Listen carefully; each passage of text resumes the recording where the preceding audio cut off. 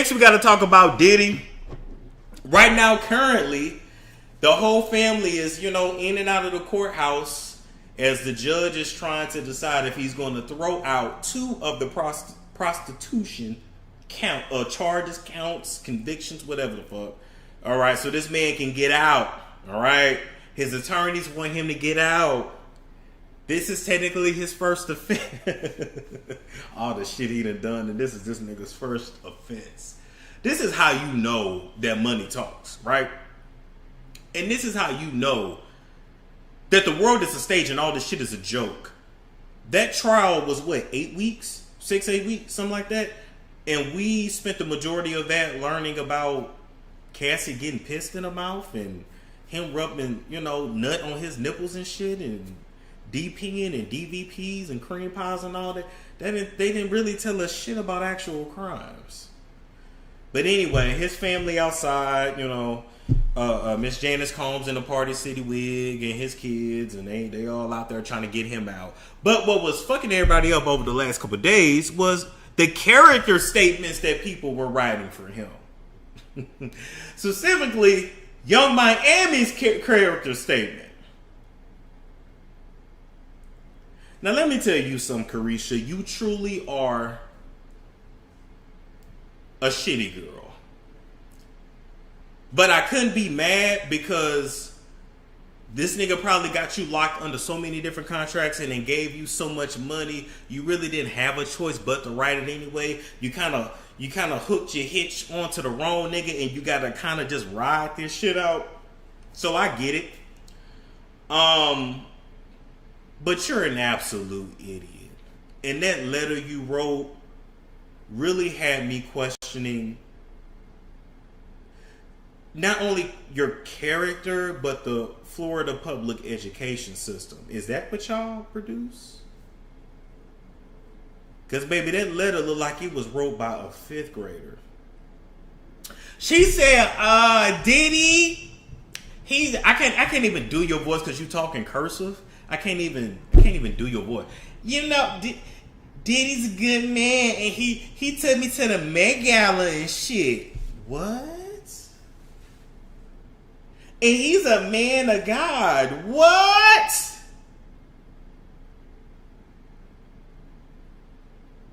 They get me with this man of God. Let me tell y'all something. Y'all gonna learn to stop playing with God.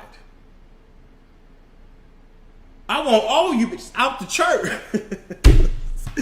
He's a man of God. Where? Can you tell me where? Where did the God come in? From the kids being bussed in, the freak offs, where was God in any of that? Huh? Can you let me know? Where was God when he was sacrificing goats off the coast of the Bahamas? Where was God when he broke Kim Porter's face? Where was God when he was stumping out Cassie and throwing bases at her? Where was God when he was busting up YK Osiris in Jamaica? Where was God when he was busting up Meek Mill? And busting him up so bad he had to go cool that asshole off in that pool.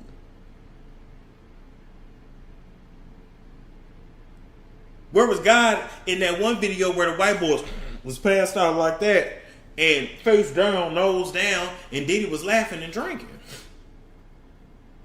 Where was God when Diddy called Columbus Short at 3 in the morning and said, "Hey, it's Sean," because he wanted some dick or some Bucci cat? Where was God in any of that? Where was God when he sat in the corner of the room in a hijab? No bottoms, just the face covered. While Cassie, had unprotected sex with sex workers, had them ejaculate in her after giving them drugs and alcohol, for you to then hold the nut, run to the bathroom so she could squirt that shit out and he could rub it on his nipples. Where was God when he was rubbing semen on his nipples?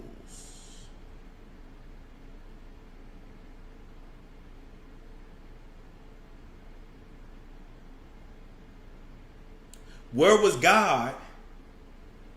Let me scooch over. Where was God?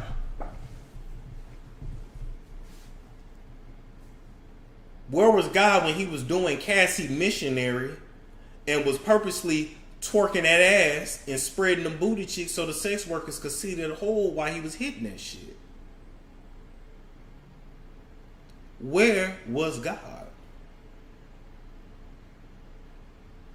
And where was God when he got on his knees to service those sex workers and those men?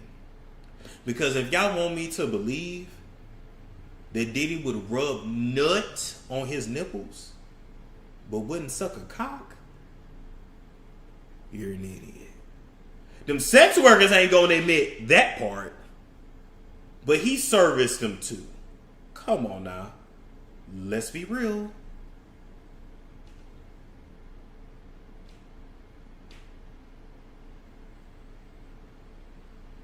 And before y'all say, oh, Diddy's a top, there are plenty of oral tops out here. There are plenty of tops that are oral kings. Oh, we gonna talk about some gay shit today because we got to talk about Stefan after. And by the time I get through with y'all, y'all gonna be disgusted by any man that's in entertainment. This is what they do, and this is what it is.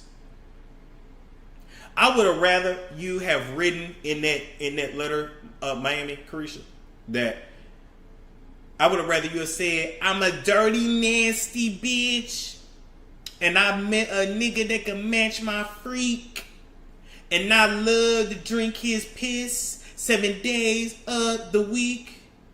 I'm a dirty bitch, and this nigga match my freak. I love to drink his piss 7 days a week. Like, I would have rather you wrote that. Because that's what it is. Come on now. Ain't no use of being shy now. Oh, now we getting shy. Now we stop.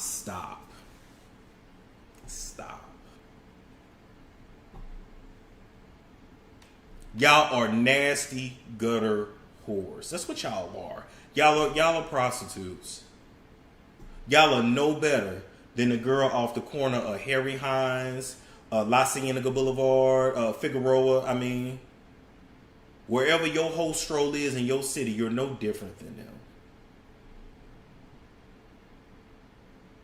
A lot of y'all be like, oh my God, how she get a rap career? She ain't talented and he can't sing. And these people get on their knees and get on their backs and they have open holes, open legs,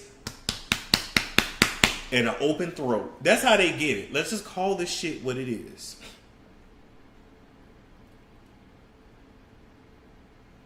They bring you in a room. They say how bad you want it. Them niggas run a train on you. And next thing you know, you number one on the charts. Caresha never had no damn talent.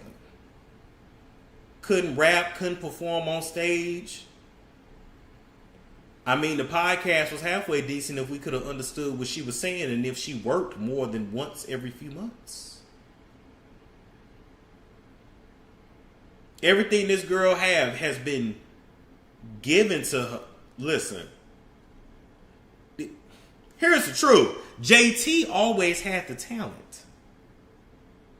Young Miami should still be working at Steak and Shake. Let's just be real. And so you hitched your wagon onto Diddy because this was your Hail Mary. This was your I got it. Okay, I'm good. Because you knew JT was going to go off and do her own thing. You can't keep up with JT. You said, I got it. Only for you to not fucking have it and to forever be connected to Diddy.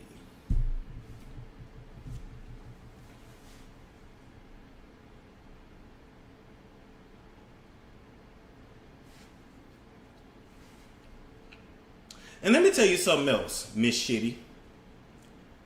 It's amazing to me how You said if your son was ever gay, you would beat him. Meanwhile, you with a gay nigga. You with a bisexual king, right? You said your daughter could never listen to City Girls music, but it's okay for you to peddle that shit out to other girls, right? And teach other young ladies coming up to be hoes, whores, and this and that. But you don't really mean none of that shit. Yeah. All these bitches are liars. And these niggas too. The rap, it's like everything in this industry is inverted. The rappers are soft. The R&B niggas actually got hands. Gospel niggas want to be R&B. R&B want to rap. Rappers want to act. Actors want to rap. Athletes want to make music. I'd be so utterly confused.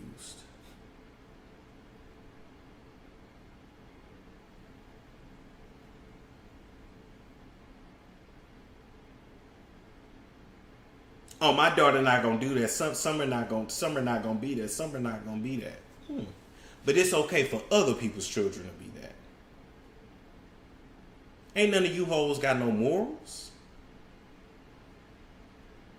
And I would have more respect for them if they just came out and said, I'm this, I'm that.